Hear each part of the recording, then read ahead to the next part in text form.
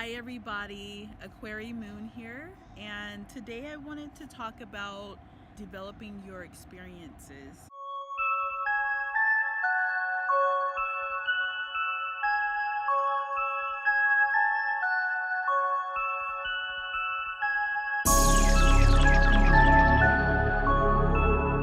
Many times people get stuck and stagnant in the world they develop. A lot of our issues or tribulations that we are faced with, a lot of those we actually create ourselves through subconscious expressions and unconscious expressions. I'm noticing a lot with my patients that this can many times lead to regret of not acting on an idea, or at least putting in time to figure out how they can attain their goals, especially with some of the older adults or mature adults, I should say, and even people like around my age. You start to develop this kind of mundane approach to things because we've been told that you have to do this, and this in order to have success, or you have to do certain things to make it. And a lot of times it really comes down to us and what we really want. I mean, if all your life you were told you can't do this or you can't do that, of course you're going to have a bit of a downer type energy, and you're just going to throw your hands up and say whatever and just kind of go with the flow. But many times, especially for adults like in my age range, that's kind of a dangerous way to think, because you get trapped into jobs that you don't like, you get trapped into relationships you don't like, you get trapped into just situations overall that do not benefit you. I mean, some situations start out okay, but then it's like as they progress or as things go on, you start to realize like, this isn't really what I want. It happens all the time, especially with jobs. Especially if you just getting out of school, and you basically will take anything. And that's a little bit of the situation that I was in. I had got my degree, and then I'm like, okay, well, that was kind of the point of going to school, so that I could get a better job with better pay than what a normal customer service representative would be paid, or a receptionist would be paid, and things like that, which I did achieve. I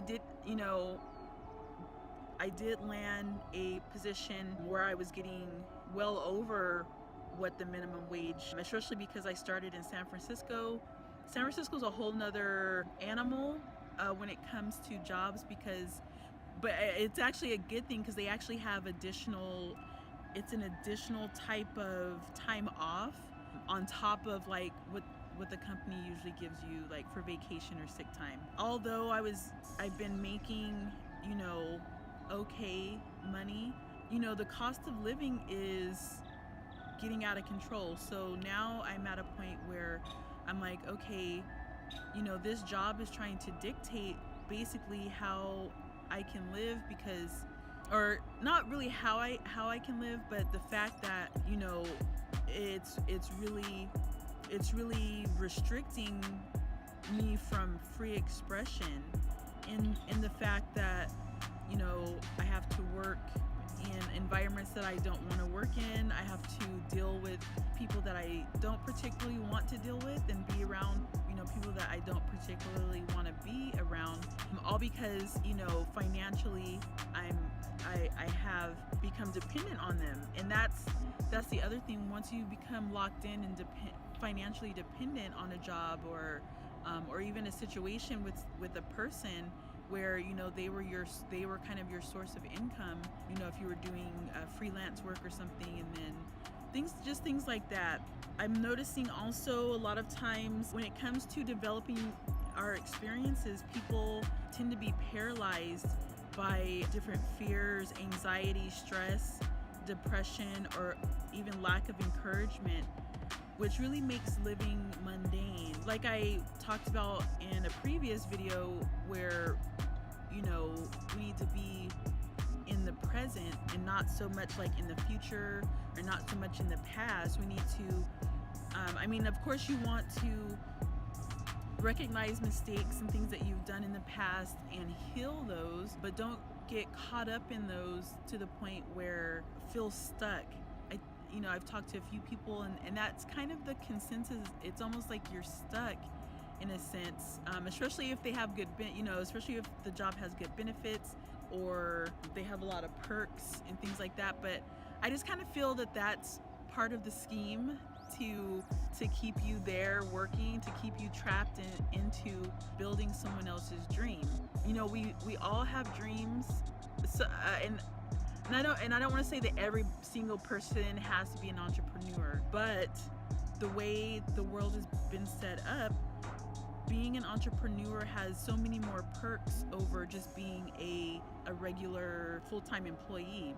Now, what I've learned so far is that investing in personal development, and not necessarily always in a monetary fashion, there's a lot of free things that you can do to develop yourself. I've learned a lot of information on YouTube, which is free, and social media in general. I mean, yeah, of course you have to kind of like sift through the fluff and things like that. But there's also, like I've mentioned before, spending time with yourself and meditating, asking yourself critical thinking questions about your situation. Is this really a situation that you want to be in? I mean, yeah, some people love their job. That's what they want to do. They don't really see anything else outside of that, and that's great. But for those of us that want a little more out of life, that want to have more freedom, then investing in some type of personal development. There's all kinds of like self-help books. If you have a bookstore at the mall or nearby, I know libraries are kind of fading away, so bookstores are really good, and they don't kick you out. Like you can go look, so you can find some books, and like they have places where you can sit and read. So I mean, doing stuff like that, taking time out for you, take an hour out, go to the bookstore, look at some of the self-help things, some of the personal development things, and start to, like I said, ask yourself, what do I really want out of my lifetime here? Am I going to forever be, for me, am I going to forever be a technician? And the answer is no, because I'm already making leadway in developing my Reiki practice, my healing center. So with the Sacred Soul Mastery program that I'm in, that is a type of personal development, along with kind of what I was already doing. I was already changing my diet. I started to become vegan or vegetarian, kind of bouncing between, but I will eventually just be straight vegan, just working on just myself, taking care of myself. And I mentioned in another video that I have, I've also been water fasting in periodically. Nothing crazy. The longest time that I've gone is 8 days just on water only. And during that time, I just had so much clarity of thought, and I actually truly felt like I loved myself. And I don't know if that sounds weird or ironic, or like, why wouldn't you love yourself? But apparently before I was in a place where I didn't really love myself. So now that I've been changing my mindset, I've been changing my approach to things, I'm getting to a place where I'm comfortable in my skin, and I'm starting to forgive myself and also heal those parts that were holding me back, and things like that. And so developing techniques like personal reflections of your actions and results, meditation, or quiet time with self aids in the shift of experiencing better scenarios. And to me, that statement is really true, because it's like when you start to change course and actually want something better for yourself, and I'm not saying, oh, you have to be all religious and you have to join all of these clubs or you have to do all of these things. It definitely helps to like I said, take time out for yourself.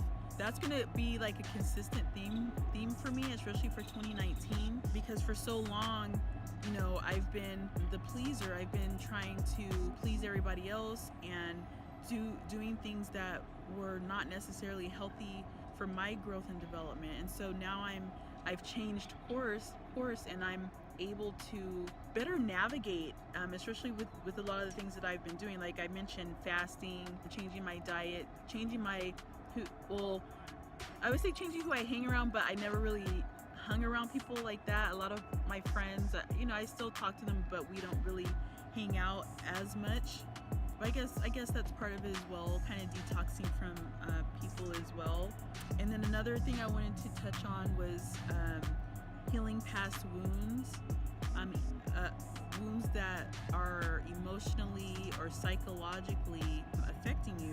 And doing that, it really frees you up, frees your mind up, frees your time up to be able to think outside of the box, to be able to really aspire to what you want or what you wanted. Because I know when I was getting out of high school and I was like, okay, well, I started as a pre-med student because I wanted to become a doctor and I wanted to have my own practice, you know, to be able to help people. But that course wasn't the right direction for me, which I found out. But that's the thing, I at least was taking the classes and filling it out to see if is this for me? Is this something that will benefit me? Is this something that I can see myself doing long term? Now I'll touch on this for a little bit and then I'll kind of wrap it up. But the reason why it didn't work out, I believe, now that I'm learning about holistic healing and natural healing, is because the way they teach you here in the Western society, unfortunately, they basically just, you know, educate slightly on, you know, certain things, but they really want you to prescribe medication, which any type of drug or medication has a side effect and things like that. So it really wasn't aligning with me, and I didn't know that at the time, but now that I look back on it, I can see that, yeah, it wasn't aligning with me. So that's why I didn't want to continue pursuing that. But I will go ahead and cut it here. This has been about, you know, developing your experiences. So what have you guys been doing to help better your situation or to develop your experiences? Are you having trouble because of a certain person or a certain situation that you're in that you can't seem to figure out? Go ahead and leave comments below. And this has been Aquarii Moon, and I'll talk to you soon.